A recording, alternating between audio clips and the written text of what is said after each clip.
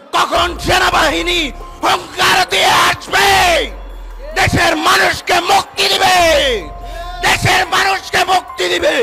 দেশের জনগণ আপনাদের দিকে তাকিয়ে আছে। আগামী নির্বাচনে জয়ী হয়ে আসতে পারলে ওই লন্ডনে বসে হুকুম দেবে, দরকার হলে ওটাকে ওখান থেকে ধরে এনে এটাকে শাস্তি দেওয়া হবে। আওয়ামী লীগের নেতাকর্মীরা এবং শেখ হাসিনা সহ তারা খুবই ট্রমাটাইজড। তারা ঘুমাতে পারছে না যে তারেক রহমানের নেতৃত্বে এত বড় একটা জনপ্রিয় দল যদি ফ্রি ফেয়ার নির্বাচন হয়, বিএনপি এবং তার জোট 250-র বেশি সিট পাবে। অতএব এই বাস্তবতায় আওয়ামী লীগ ভোটের রাজনীতিতে নিশ্চিহ্ন হয়ে যাওয়ার সম্ভাবনা। দর্শক মন্ডলী, বাংলাদেশের দ্বাদশ জাতীয় সংসদ নির্বাচনকে কেন্দ্র করে এবার নির্বাচনের মাঠ থেকে চলে গেছেন সেনাবাহিনী এবার নির্বাচন বর্জন করেছেন এবং বয়কট করেছেন। সম্মানিত দর্শক, সেনাবাহিনী কার নির্দেশে এই নির্বাচনের মাঠ থেকে চলে গিয়েছেন বিস্তারিত আমরা ভিডিওর মাধ্যমে দেখব। পাশাপাশি দেখব প্রধান বিচারপতি যে কঠিন ভয়াবহ হুঁশিয়ারি বার্তা দিলেন সেনাবাহিনীকে, সেই ভিডিওটি এই ভিডিওর মাধ্যমে আপনারা দেখতে পারবেন। পাশাপাশি দেখতে পারবেন বিএনপির নেতাকর্মীরা যে কঠিনভাবে হুঁশিয়ারি দিয়েছেন এই 7 জানুয়ারি নির্বাচন প্রধানমন্ত্রী করলেও এই নির্বাচন বৈধ হবে না এবং এই 7 তারিখেই তারা বিএনপির নেতাকর্মীরা বাংলাদেশের দখল নেবেন এবং বাংলাদেশের ক্ষমতা বিএনপির হাতে চলে যাবেন বলে হুঁশিয়ারি দিয়েছেন। বিস্তারিত আমরা ভিডিওর মাধ্যমে দেখব বিএনপির নেতাকর্মীরা কী করতে চাচ্ছেন আগামীকাল। সম্মানিত দর্শক, ভিডিওটি অত্যন্ত গুরুত্বপূর্ণ, না টেনে সম্পূর্ণ ভিডিওটি দেখবেন। চ্যানেলে নতুন দর্শক হয়ে থাকলে সাবস্ক্রাইব করে পাশে দেখবেন, ভিডিওতে একটি লাইক দিয়ে দেখতে থাকুন সম্পূর্ণ ভিডিওটি। আসতে পারলে ওই লন্ডনে বসে হুকুম দেবে, দরকার হলে ওটাকে ওখান থেকে ধরে এনে এটাকে শাস্তি দেওয়া হবে। আওয়ামী লীগের নেতাকর্মীরা এবং শেখ হাসিনা সহ তারা খুবই ট্রমাটাইজড। তারা ঘুমাতে পারছে না যে তারেক রহমানের নেতৃত্বে এত বড় একটা জনপ্রিয় দল যদি ফ্রি ফেয়ার নির্বাচন হয়, বিএনপি এবং তার জোট 250-র বেশি সিট পাবে। অতএব এই বাস্তবতায় আওয়ামী লীগ ভোটের রাজনীতিতে নিশ্চিহ্ন হয়ে যাওয়ার সম্ভাবনা আছে। তারপরে হচ্ছে তার 15 বছরের যে ক্রাইম সে করেছে, হত্যা, গণহত্যা, মানবাধিকার লঙ্ঘন, জনতার বিরুদ্ধে গণতন্ত্র হত্যা থেকে শুরু করে যা যা সে করেছে দেশে এবং বিদেশে, আওয়ামী লীগের নেতাকর্মীদেরকে, তারপরে সরকারের গুরুত্বপূর্ণ ব্যক্তি, গোয়েন্দা সংস্থার নেতৃবৃন্দকে শুধু বাংলাদেশে না, ইন্টারন্যাশনাল ক্রিমিনাল কোর্টে তাদের বিরুদ্ধে মামলার প্রস্তুতি নেওয়া হচ্ছে। ইংল্যান্ডের একটা চেম্বার এটা নিয়ে কাজ করছে মানবাধিকার লঙ্ঘনের জন্য। অতএব শুধু দেশে না, তাদের বিদেশেও বিচারের মুখোমুখি হতে হবে। এই সব কিছু মিলিয়ে আওয়ামী লীগের নেতাকর্মীরা যথেষ্ট ভয়ে আছে, প্রশাসন ভয়ে আছে এবং এই ভয়ের বাস্তবতায় তাদের কথাবার্তা সব ওলটপালট হয়ে গেছে। ওবায়দুল কাদের সাহেব যেটা বললেন যে গুপ্ত হত্যা হবে, আমরা আওয়ামী লীগের ইতিহাস যারা জানি, আওয়ামী লীগের ইতিহাসের ভিতরে স্যাবোটাজ করার ইতিহাস খুব ডমিনেন্ট। আপনারা যারা 60-এর দশকে আন্দোলন দেখেছেন অথবা পড়েছেন অথবা তার পরের থেকে আমরা দেখেছি, জাসদের আন্দোলনকে, ন্যায্য দাবি দেওয়াকে হেয় করবার জন্য, ছোট করবার জন্য 72 থেকে 75-এ আমরা দেখেছি অনেক আওয়ামী লীগের লোকরাই, আওয়ামী লীগের রক্ষী বাহিনী দিয়ে আওয়ামী লীগের নেতাকর্মীদেরকে খুন করানো হয়েছে। খুন করিয়ে তারপরে সেটা জাসদের উপরে দোষ চাপানো হয়েছে, মিথ্যা মামলা দিয়েছে, জাসদের নেতাকর্মীকে গ্রেফতার করেছে।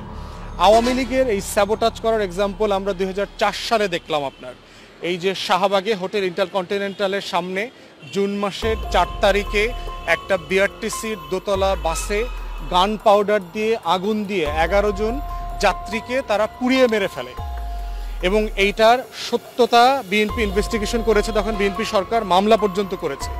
এটা আওয়ামী লীগের নেতারা পর্যন্ত স্বীকার করেছে। 111-এর সময় যখন ওবায়দুল কাদের সাহেব, শেখ সেলিম এরা যখন জেলে ছিল, এরা গোয়েন্দা সংস্থার কাছে লাইভ ভিডিও ইন্টারভিউতে স্বীকার করেছে তখনকার যুবলীগ নেতা নানক, মির্জা আজম, সাইদ খোকন তারা সবাই এই শাহবাগে গান পাউডার দিয়ে বাসে আগুন জ্বালিয়ে 11 জন যাত্রীকে হত্যা করবার সাথে তারা জড়িত ছিল।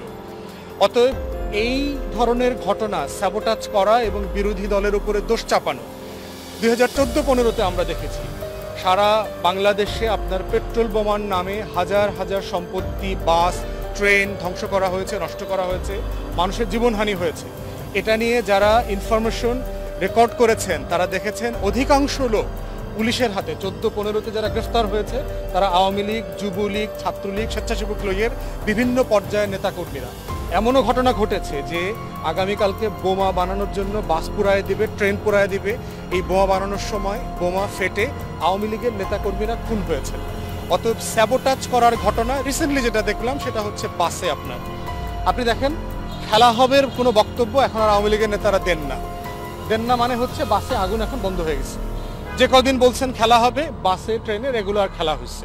এখন খেলোয়াড়রা সবাই সাকিব মাশরাফির মতো খেলোয়াড়রা এখন মাগুরাতে আর ওই ইয়েতে আপনার নড়াইলে বাটপারি করে বেড়াচ্ছে। তো বাটপারি করে বেড়াচ্ছে, ঢাকাকে জন্য খেলা নাই, খেলা এখন ওখানে শিফট হয়ে গেছে। অতএব এই বাস্তবতায় ওবায়দুল কাদের সাহেব যে কথাগুলো বলেছে তাকে বিনীতভাবে তার নিজস্ব দুশ্চরিত্র এবং তাদের যে ক্রিমিনাল অ্যাক্টস, বেলেল্লাপনার যে ইতিহাস, এটা জহির রায়হান পর্যন্ত দেখেছে। আওয়ামী লীগের নেতারা মুক্তিযুদ্ধের সময় কলকাতায় বসে হেন কোনো খারাপ কাজ নাই, মদ খাওয়া থেকে শুরু করে পেশালয়ে যাওয়া, সবকিছু রেকর্ড ছিল জহির রায়হানের কাছে। জহির রায়হান তার ভাইকে গুম করার পরে, শহীদুল্লাহ কায়সারকে গুম করার পরে 1972 সালে ঘোষণা করেছে 30শে জানুয়ারি আমি প্রেস কনফারেন্স করে সব নেতাকর্মী আওয়ামী লীগের মন্ত্রীদের কলকাতায় থাকা অবস্থার কুকীর্তি প্রকাশ করে দেব। এরপরে আপনারা জানেন জহির রায়হানকে 72 সালের 30শে জানুয়ারি ভোরবেলায় শাহরিয়ার কবির, এই যে আজকের ঘাদানির বাটপার, তাকে সহ কয়েকজন মিলে তারা ট্র্যাপ করে ধরে নিয়ে গেছে। এবং তারা কিন্তু আত্মীয়, শাহরিয়ার কবির এবং জহির রায়হানরা আত্মীয় স্বজন ছিলেন।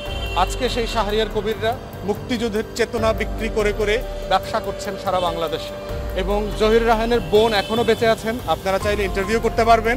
তার বোন বলেছে জহির রায়হান বাংলাদেশের প্রথম স্বাধীন রাষ্ট্রে গুমের শিকার।